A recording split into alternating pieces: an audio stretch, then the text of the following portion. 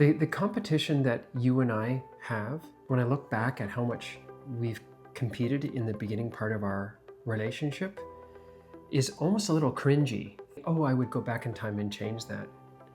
Because there's many times like, what the hell were we arguing about? Like what was I so on about? Yeah, right? Why did I make that thing so important that... Winning and losing, being right and being wrong, my way versus your way, competition, wanting to be out in front.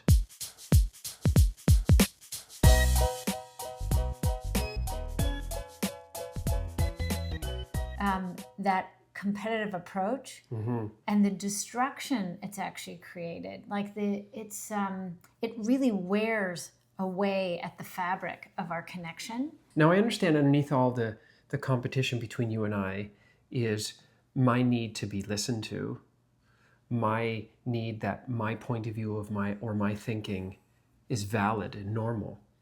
So we're fighting to be heard. No, it's true. Actually, you bring up a good point, because we can't weave competition into how we do relationships and create connection and peace at the same time. No. They cost each other, or it comes at an expense. And we can get into things like why we're competitive. There is a natural biological order to competitiveness and survival. We can talk about things when survival is on the line, but most of life doesn't need to be that extreme. No, and when we learn to get our validation, our sense of self, and our sense of security by continuously having to win out over someone else, whatever it be, whether it's that spot in line at the bakery, the parking spot at the mall, or the CEO position at the company, when we continuously live that way and cater to that part of us, then we are in fact actually creating stress and angst. What's the greatest band of all time? Yeah. I'm like, and then you say you say, let's say the Beatles. The Beatles or Coldplay. Oh. No way. No. Yeah. God. Oh, what a stock answer, right? And now I'm judging you for your point of view of who the greatest is. What's your greatest movie of all time?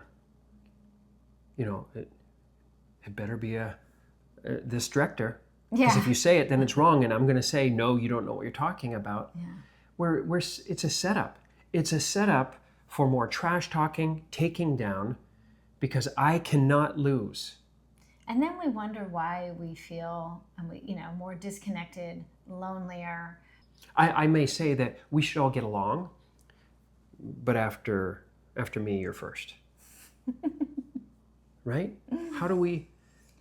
It's like, oh, I want equality for everyone, but I want to go across the finish line first. So we say one thing, but our behavior is actually something else. Right. I want harmony in our household, and we get harmony as long as you do everything that I want, right? Let me help you. Let me enlighten you the way that we could have a harmonious household. It's the Jeff's way of doing life. You know, I was thinking about earlier today that thinking about hockey and then NHL playoffs,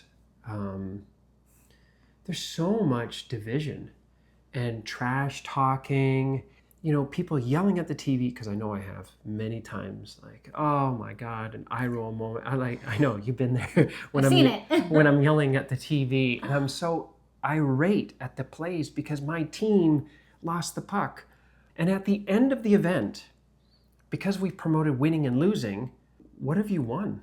You've won division. You've won more angst. You've created more resentment on the other side. And if you lost, more bitterness. Mm-hmm. It's just promoting more separateness. Playing hockey on the street, and we'd have the little table with all the snacks on the side. Yeah. And we'd take breaks. We'd go, oh, snack time. The game pauses, and we stay on the grass and reading the peanut M&Ms, right, and the chocolate covered pretzels, and having drinks. I don't think anyone ever counted score. Because winning and losing was not the event. It wasn't even a part of the event. It was no part of the event was the competition about counting score. I know it sounds kind of, be the change you want to see, but it is. It is kind of like if I want to not. I think the false belief is once it changes out there, I'll feel it here. Yeah. And it actually works the other way around. There's sometimes where I might want to keep score because there actually can be something fun about the score and it marking improvement. Yeah. But it's not the keeping score, it's that when you bring high levels of competition, it's what the numbers mean to you. And some people really attach to what that number means and the need to have to win and the difficulty with not winning or losing becomes really problematic for some people. And that's the red flag. Yeah. And we can be better at recognizing that there's what's happening in and amongst the competition. Yeah. So when you make a good play and I celebrate, oh, that was a great play, it doesn't diminish me because you made a good play. I get to be the experiencer of like, wow, that was a great shot, or that was a good hand that you played. So that we're co-creating some great moments. Some you've done and some I've done. But together we have these great experiences being together. Oh, I love it because you're saying you're not being defined by how many wins you have in life and how many wins or how many losses, but you're actually defining your life by what the quality of the experience was. Yeah. And I think maybe that's the ending point to sort of wrap up this video is to talk about, is your joy on your side winning? And if that is, for me, that's a yellow flag. That's a yellow flag. Maybe even tipping into red flag zone. Yeah. Like if your joy is dependent on winning, and that if you lose, your joy goes out the window, then that's like, and we it should be changes calling how attention. you see the other people. Yeah. That you've now put them in a category of losing. There's nothing wrong with having a good experience, but if my good experience is at your expense, if I'm good moving into greater, then it means if I'm greater than you, I'm better than you, then we're not talking about confidence. We're not talking about how good I can be. It's that, can I just be better than you? Right. Because now my evaluation is how I stand in stature against you. Right. My beliefs are more evolved than yours. Right. I'm right, you're wrong. Very fixed mindset. Yeah. Yeah. It lacks the growth mindset.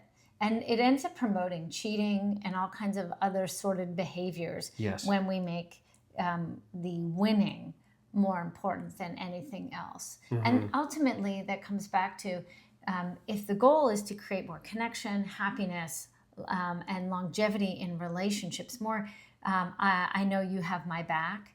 And I feel at ease around you. That doesn't happen under that kind of heavy-duty competition. That actually works against it. So you can't have both realities at the same time. It can't be at each other's expense. Yeah. Yeah. To go far, we go together. Love it. Yeah. So if you'd like to go further with us, then one, you can hit subscribe below, and you can check out that next video when we talk about more relational advice. Thanks for watching.